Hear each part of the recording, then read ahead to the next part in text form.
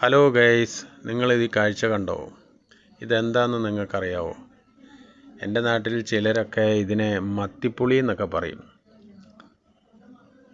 വേറെ എന്തോ പേരൊക്കെ ഉണ്ട്. ഇത് പണ്ട് കാലഘട്ടത്തിൽ മീൻ കറി വെക്കുമ്പം അതിലേക്ക് ഇട്ട് കറി വെക്കുമെന്നാണ് പറയുന്നത്. പക്ഷേ ഞാനിതിൻ്റെ കായൊക്കെ പറിച്ച് തിന്നിട്ടുണ്ട് ചെറുപ്പത്തിൽ. അന്നത്തെ കാലത്തൊക്കെ എന്ന് പറഞ്ഞാൽ ഇതിൻ്റെ തൊണ്ടും കടിച്ച് ചവച്ച് തിന്നും, പച്ചവെള്ളവും കുടിക്കും, അങ്ങനെയൊക്കെ നടന്നിട്ടുണ്ട്.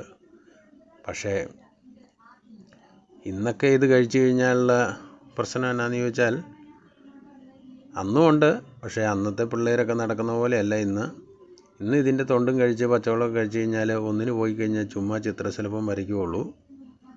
അപ്പം അതുകൊണ്ടൊക്കെ ഇപ്പോഴുള്ള പിള്ളേർ ഇതൊന്നും കഴിക്കത്തില്ല.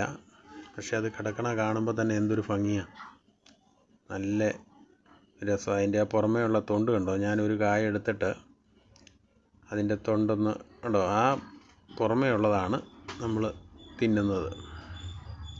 നമ്മൾ അതുപോലെ തന്നെ അത് മീനിനകത്തൊക്കെ ഇടും. മത്തി കറി വെക്കുമ്പോഴൊക്കെ കൂടുതലും ഇത് ഇടുമെന്നാണ് പറയണത്. അതുകൊണ്ടായിരിക്കാം ഇതിൻ്റെ പേര് മത്തിപ്പുളി എന്നൊക്കെ പറയുന്നത്. അപ്പം ഇങ്ങനെ വളരെ യാദൃശ്യമായിട്ട് ഇങ്ങനെയൊരു ഇത് കാണുന്നത് ഒത്തിരി നാളുകൾക്ക് പണ്ട് കാലഘട്ടത്തിലൊക്കെ പറമ്പിലൊക്കെ ഉണ്ടായിരുന്നു. അപ്പം അത് കാണാൻ അങ്ങനെ കിട്ടാറില്ല.